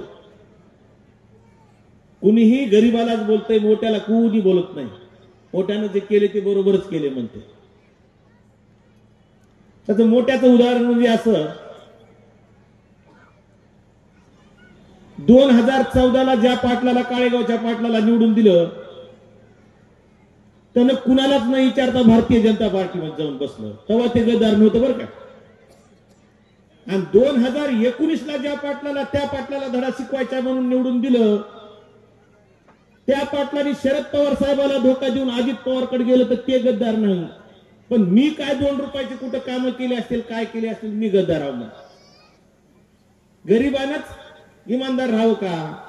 बरं, इमानदार आहे मी. जरी गरीब असलो, जिथंही होतो, जितकी दिवस मी होतो, इमानी ईदवारी राहिलेलो आहे. त्यांची सेवाच केलेली आहे. पण ज्या दिवशी माझं पटलं नाही, जवळपास 2022 पासून पटना गेलं, तेव्हापासून मी वेळोवेळी सांगितलं आणि मी माझी बाजू निवडली. कारण मी जेव्हा 1.5 वर्षापूर्वी अजितदादा गट फुटला, त्यावेळेस सरळ सुरूच्या पाटलांना म्हणलं, साहेब आपण 1.5 वर्ष सत्तेत जायचंय का पुढचे 5 वर्ष आमदार राहायचे ते तुम्ही ठरवा. त्यांच्या काही अडचणी असतील, त्यांनी गेले. आणि लोकसभेला मी त्यांना सांगून काँग्रेसचं काम केलं, कारण मी पुरोगामी विचारधारेचा आहे. त्यामुळं मी काँग्रेसचं काम केलं. आणि मला बी थोडं लई काही तर माझा जरी जन्म, राजकीय जन्म ही जरी 7 वर्षापूर्वीचाच असला, 2017चा, तरी मलाही थोडेसे राजकीय गणित कळतात. या मतदारसंघामध्ये या दोन्ही पाटलांना धोका दिल्यामुळं आणि गेल्या 25 वर्षापासून हे पाटील घराणे उभा टाकत असल्यानं एक सामान्य जनतेमध्ये सुप्त लाट आहे की काही करून ह्या वेळेस पर्याय शोधू आपण. कारण 1999ला असाच पर्याय शोधला गेलेला होता. 1999ला आदरणीय नागोबाजी अण्णा आणि किशनराव देशमुख हे प्रस्थापित होते आणि एका काळेगावच्याच पाटलाला, आणि तेही खंडाळीचे जिल्हा परिषद सदस्य होते, त्यांना तो निवडून देण्याचं काम ह्या सर्वसामान्य जनतेने केलं होतं. आणि याही वेळेस मी खंडाळीचा जिल्हा परिषद सदस्य आहे. आणि आता ही दोन्ही पाटलं किती प्रस्थापित झालेले आहेत सर्वांना माहिती आहे. तर ह्या दोन्ही पाटलांना, प्रस्थापितांना घरी बसून तुम्ही सर्वसामान्य लेकराला निवडून देण्याचं काम यावेळेस कराल, ह्या आशेपोटी तुमच्या समोर उभा टाकलेला आहे. कारण याचा माझा जर परिचय म्हटलं, मी गरीब कसा आणि तुमच्यातला कसा, लामतुरे साहेबांनी आणि भाऊनी सांगितलंय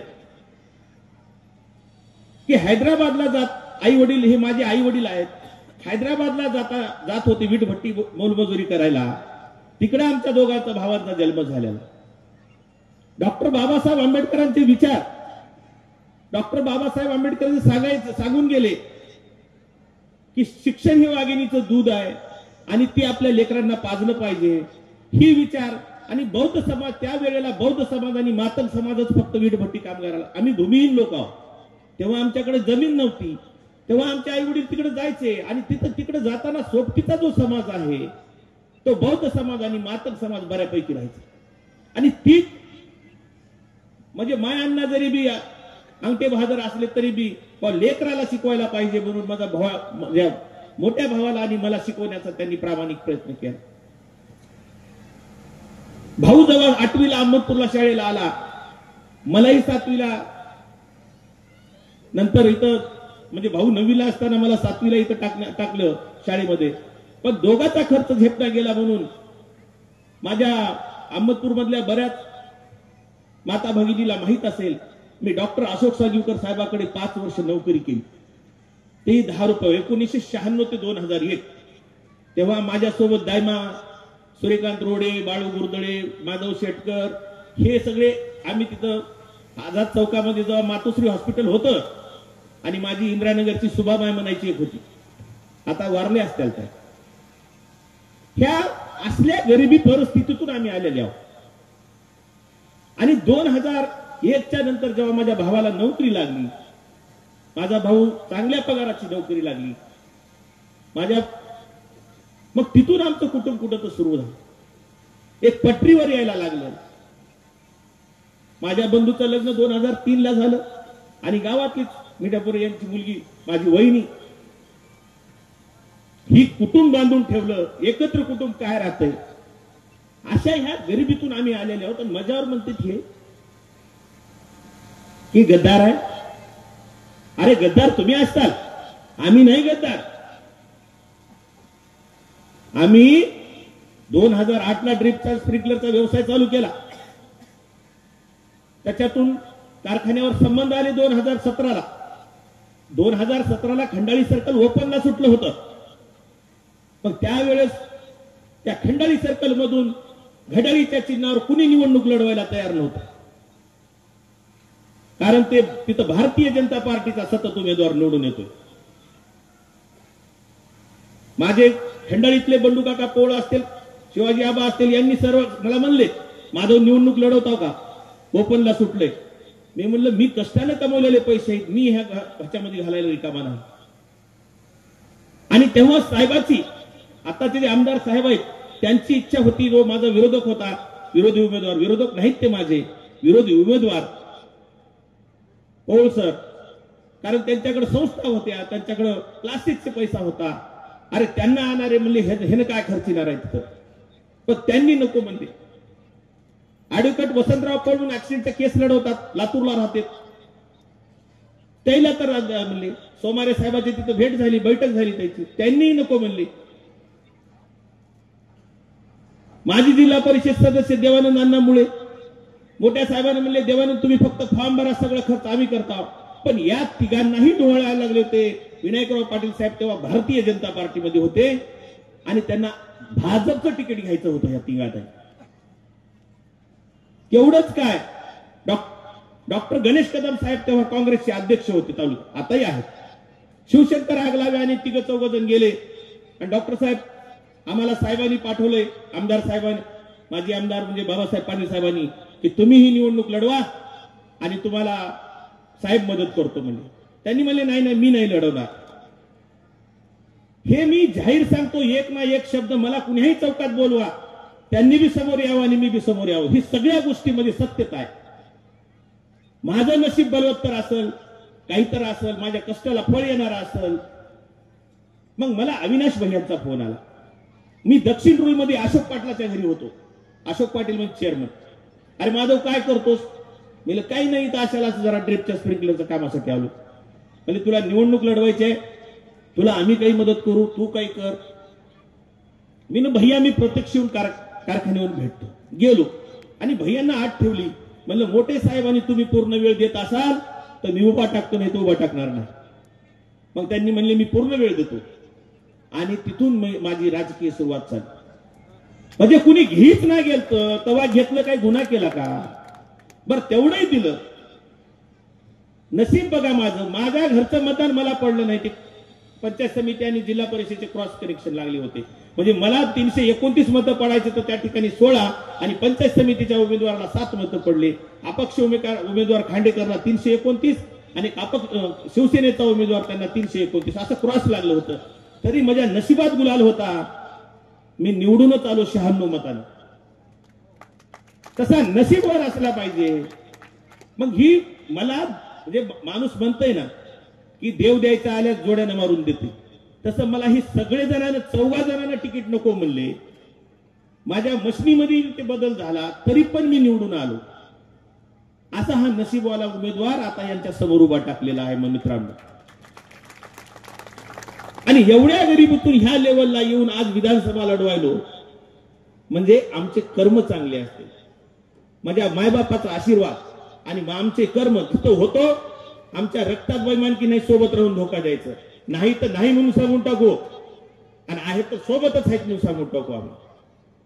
आणि हे म्हणतात मला ह्याचे काही बागड बिल्ले, यांचे काही बागड बिल्ले म्हणतात की साहेबांनाच मोठे केले, साहेबावर बैमान झाले. अरे भाऊ, तुम्हाला माझं जाहीर आव्हान आहे, छत्रपती शिवाजी महाराजांच्या चौकात त्यांना बोलवा, मला बोलवा, असाच माईक लावा. ते अमेरिकेत राहते सिस्टम, असं डिबेट करायचं काहीतरी. मला ती एवढी इंग्रजी येत नाही, मी 7वी पास 10वी पास माणूस. अशी चर्चासत्र घडवा, त्यांनी माझ्यावर काय केलं उपकार, मी त्यांच्यावर काय उपकार केले, आम्ही सांगू. तुम्हाला काय माहित आहे भाऊ, उगं तुम्हाला 10 लाखाचं 5 लाखाचं काम भेटले, तुम्ही कुणाबद्दल बी काही बोलत जाऊ नका, एवढी एक त्यांना हात जोडून विनंती आहे माझी. आणि किती उरणार आहेत त्याच्यातले, किती दिवस जाणार आहेत तुम्हाला? तुमचा माझा कधी नमस्कार होणारच आहे.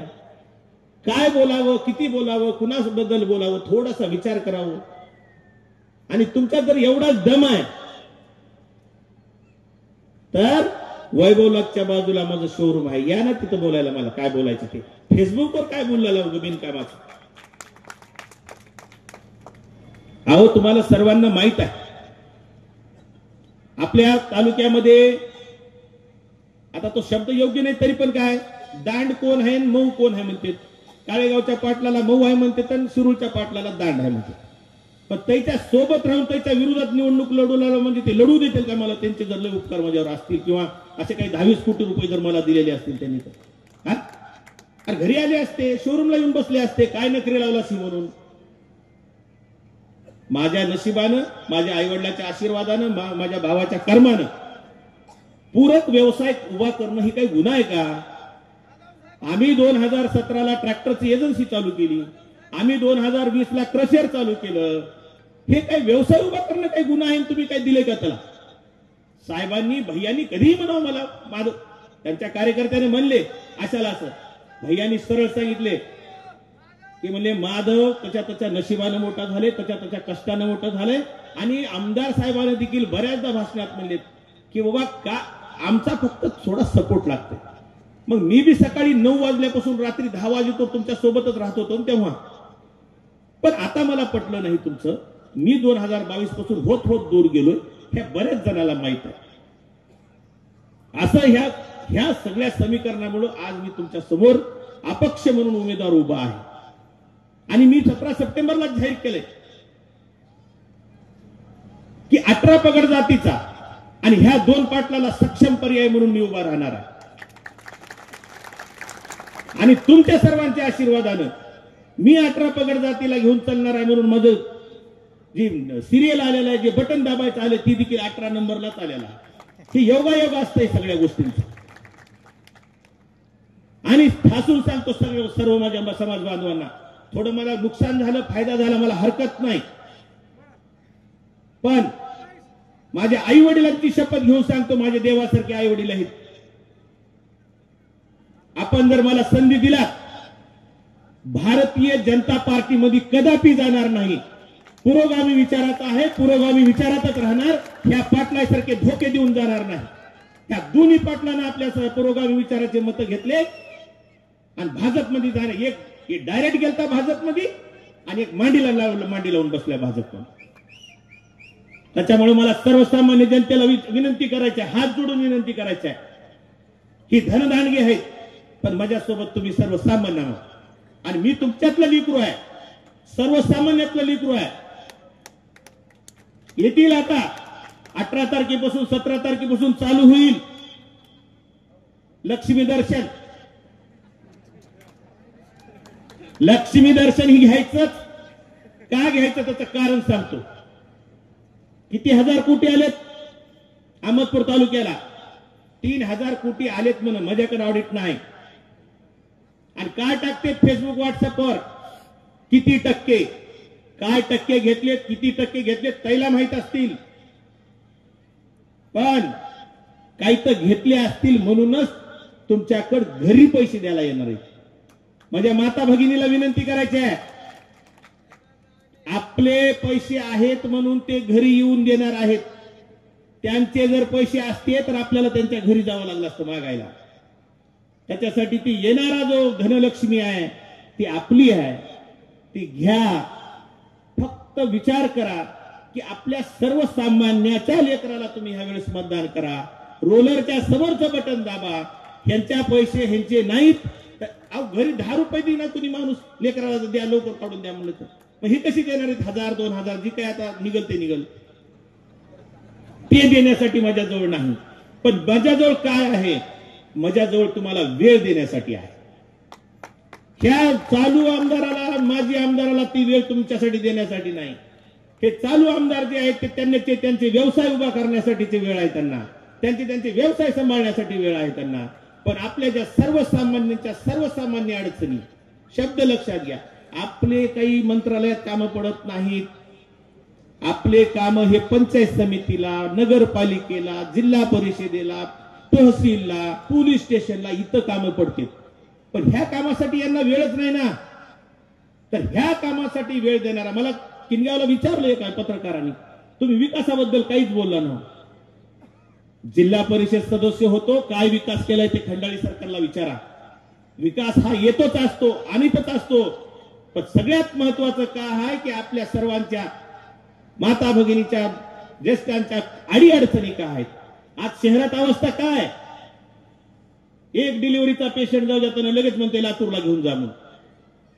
हे सिजर करावं लागते. तिथं लातूरला गेलं तर नॉर्मल डिलिव्हरी होते. कशामुळे व्हायला ये? ह्या लोकप्रतिनिधीकडे वेळ नाही. त्या डॉक्टरवर त्यांची जरब पाहिजे, पकड पाहिजे. तू का पेशंट रेफर करू लाव, कशासाठी करू लाव, हे विचारणारा माणूस आहे. आज पंचायत समितीमध्ये 10-15 हजार रुपये घेतल्याशिवाय आहे का विहीर मंजूर कुण्या शेतकऱ्याला एकाला? तर गपचिप नेऊन देता तुम्ही आणि तेव्हा ती मंजूर करतो. हे भ्रष्टाचार कशामुळे फोफावलाय? ह्या लोकप्रतिनिधीला वेळ नाही. लोकप्रतिनिधीला वेळ असणारा लोकप्रतिनिधी तुम्ही निवडा. गेल्या 5 वर्षामध्ये इथं बरेच सरपंच चेअरमन बसलेले असतील, माझीला बी अनुभव असतो. या आमदार साहेबांनी एक देखील आमसभा लावली नाही. प्रत्येक वर्षी आमसभा लावायला पाहिजे. काय शेतकऱ्यांच्या अडचणी आहेत, विजेच्या काय अडचणी आहेत, आरोग्याच्या काय अडचणी आहेत, हे सर्व विचारायला पाहिजे. प्रशासनाला तुमच्या दारात घेऊन यायला पाहिजे. आणि हे काम करण्यासाठी मी उभा आहे. आदरणीय बच्चूभाऊ कडू ज्या धर्तीवर काम करतात त्यांच्या पावलावर पाऊल ठेवून सर्वसामान्याचा आमदार कसा असेल तर ते माधवच्या रूपामध्ये तुम्हाला भेटणार आहे. तुम्ही यावेळेस मला आशीर्वाद द्या एवढी विनंती करतो मला. आणि तुमचे हे काम करण्यासाठी माझ्याकडे भरपूर वेळ आहे. कारण माझ्याकडे काही दुसरे उद्योगधंदे नाहीत. आणि जरी असले छोटे मोठे त्याच्यासाठी माझा भाऊ सक्षम आहे. कारण गेल्या 7 वर्षापासून मी तुमच्या लग्न कार्य कशासाठी सुखादुःखामध्ये मी येत आलेलो आहे. मी काय असे कुठले 2 नंबरचे पैसे घेऊन आलेलो नाही तुमच्यामध्ये. मला मतदान खरेदी करायचं नाही तुमचं. गेल्या 7 वर्षापासून तुमच्या सोबत आहे. आणि दुसरी गोष्ट म्हणजे लय रडतावी उमेदवार नाही. 10 वर्ष आमदार राहायचं, मंत्री राहायचं, माझ्याजवळ काय नाही म्हणायचं. हे असलं बी रडत बसणारा नाही. माझ्या व्यवसायामधून जे काही म्हणजे 2 रुपये कमिवलेले आहेत, आम्ही तिघा बापलेकानं जे विचार केलेला आहे, आम्ही सांगितलेला आहे किंवा बूथ यंत्रणेला, प्रचार यंत्रणेला काय लागतंय तेवढं आम्ही ही तुमच्या भरोश्यावर ही लावायला तयार झालो आम्ही. पण ह्या वेळेस तुम्ही सर्वांनी मिळून माझ्यावर भरोसा करा म्हणून विनंती करतो. आणि आता ही घेतलेला वसा, काही जण म्हणतात की आम्ही उघडं पडताल, तुम्ही नाही मग तुमचं काही जय पराजय झाला तर कसं?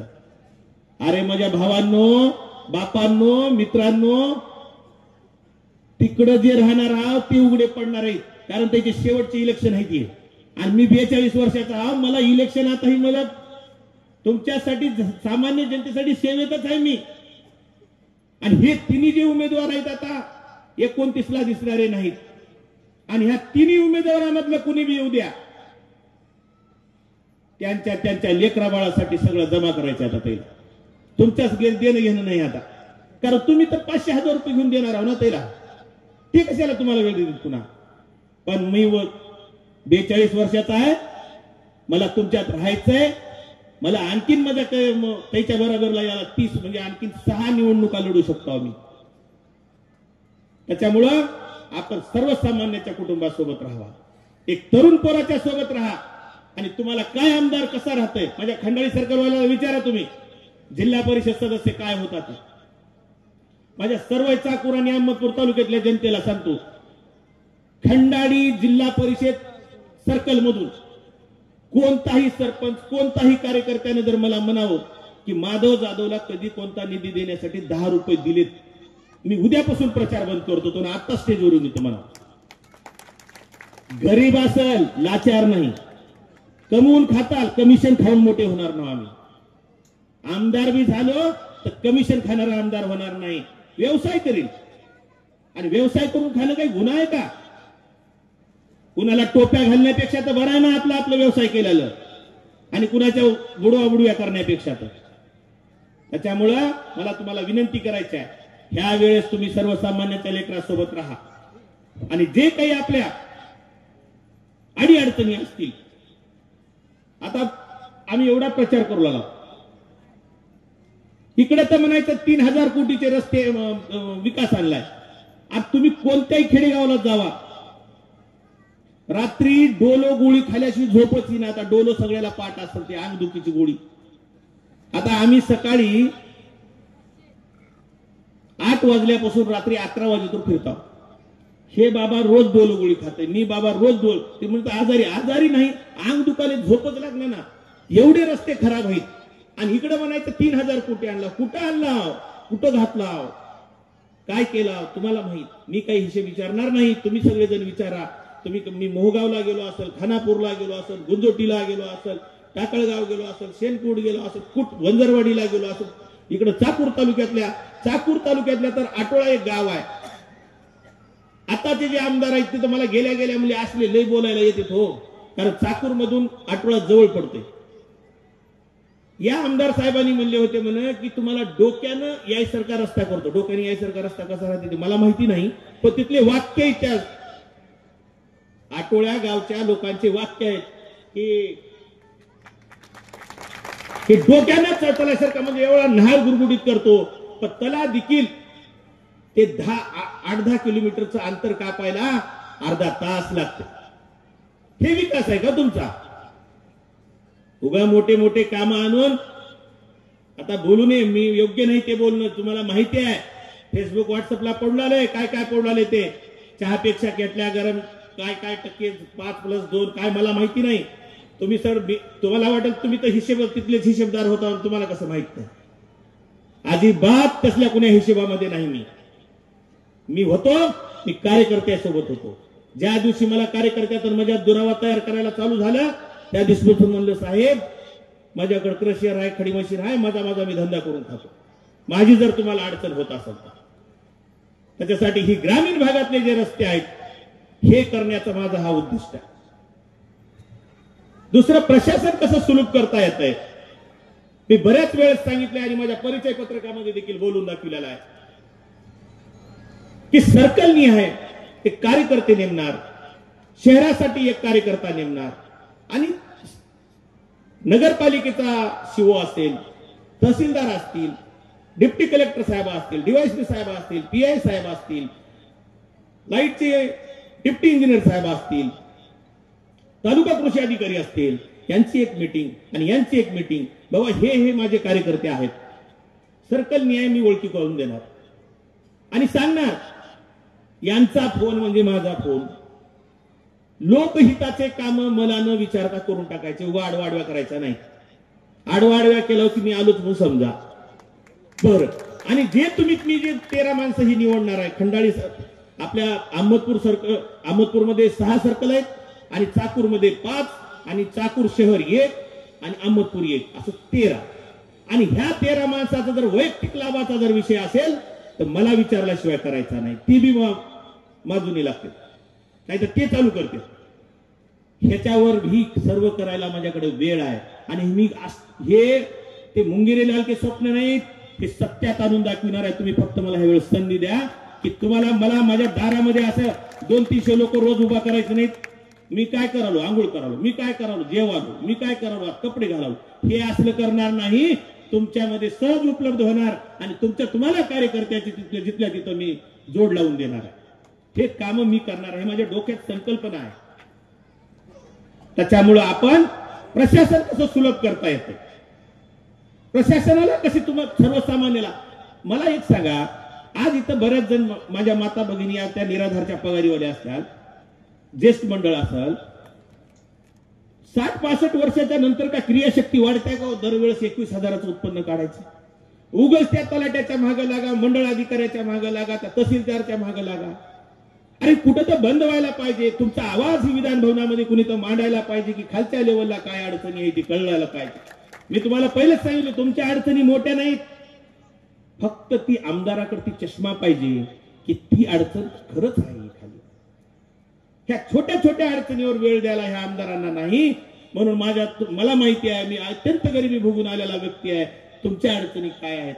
कोण तिथं आमचा फोन गेला की बैठो म्हणते, आमचा फोन जाऊन काय किंवा इधर असलं. हे अशा गोष्टी आहेत. त्याच्यासाठी तुम्ही मला तुम्हाला सहज उपलब्ध होणारा जर आमदार करायचा असेल तर यावेळेस मला सहकार्य करा, मला यावेळेस मदत करा, एवढी एक विनंती आपल्या सर्वांना करण्यासाठी आलेलो आहे.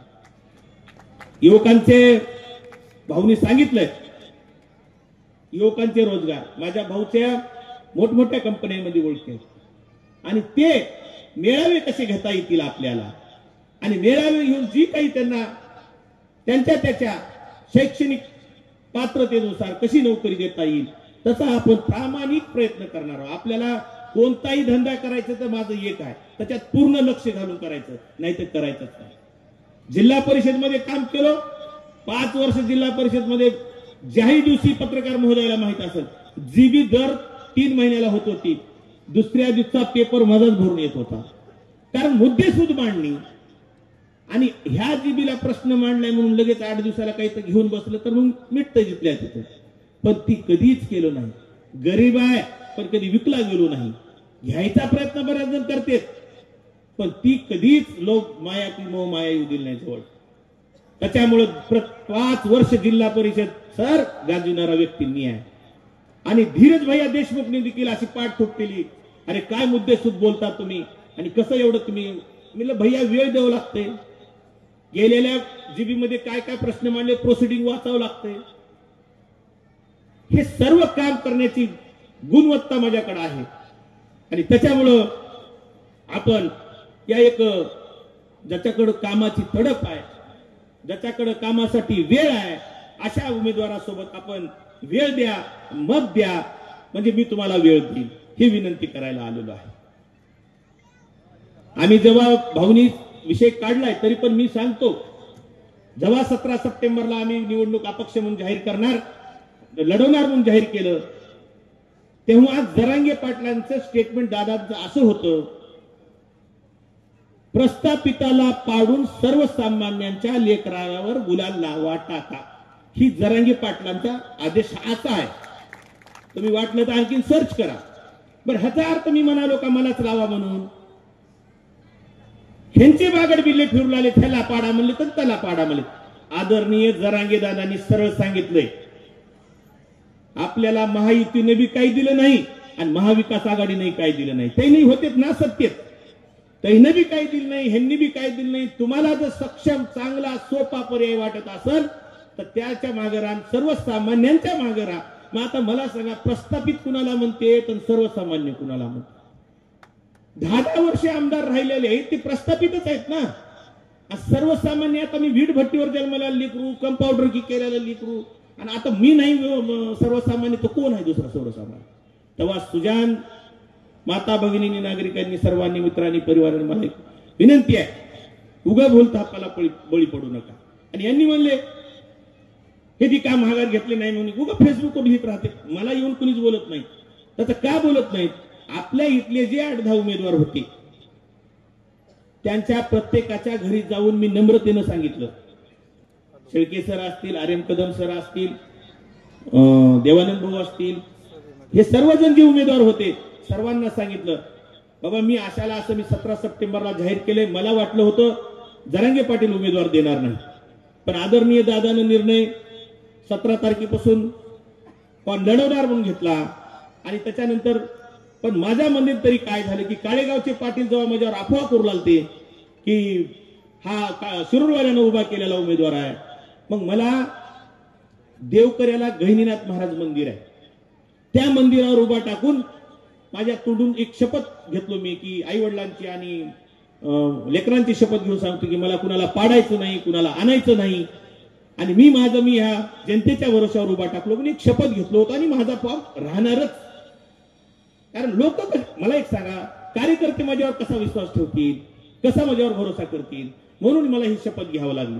मग त्यांना जाऊन विनंती केलो सर्वांना, माझी अडचण अशाला अशी आहे, मी शपथ घेतलोय, पण एक करतो, तुम्ही जरांगे दादांनी जर समजा एक्स माणसाला उमेदवारी दिली, मी फॉर्म भरतो पण प्रचार करणार नाही, काही करणार नाही, घरी बसून राहतो, फॉर्म भरून ठेवतो, कारण मला आई वडील मला प्यारी आहेत, म्हणजे लेकर मला प्यारी आहेत, हे असं मी बोललो. आणि त्याच्यामुळं ही ग्राउंड आपण 29 तारखेला बुकिंग केलेलं होतं.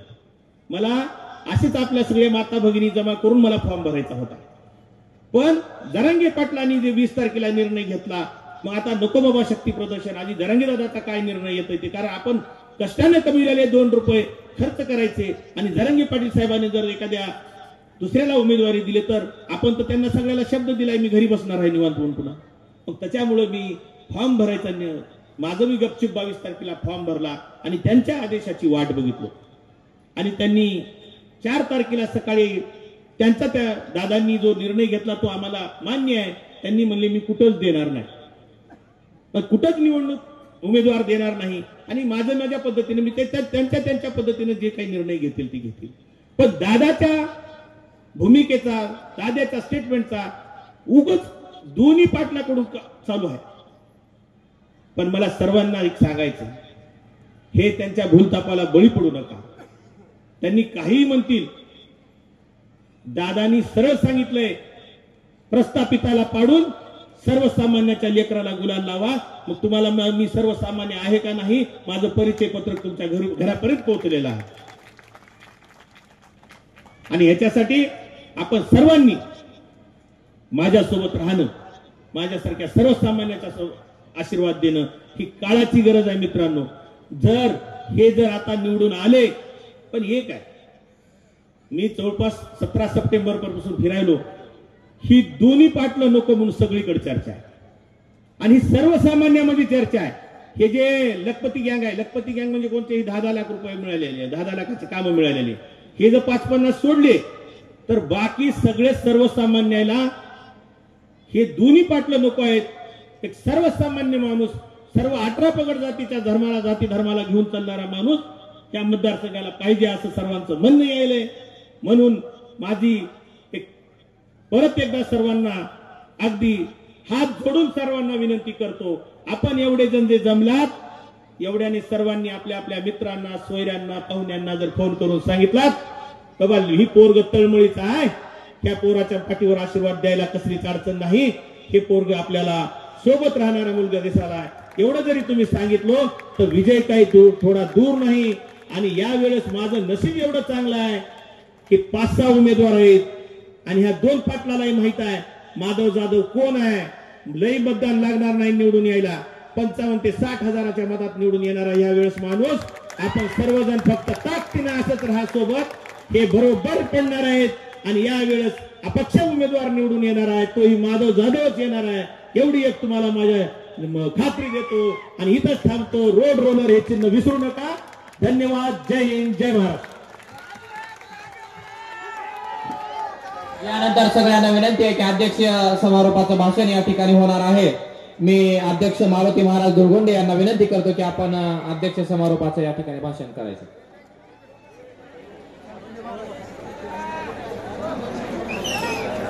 आणि या भाषणाच्या नंतर चाकूर नळेगावचे नागरिक यांनी माधव मंगल कार्यालय बायपास या ठिकाणी व अहमदपूर तालुक्यातील चामे गार्डन या ठिकाणी जेवणासाठी जायचंय. सगळ्यांना विनंती आहे की अध्यक्ष समारोपाच्या नंतरच आपण सगळ्यांनी जेवण करूनच जायचंय.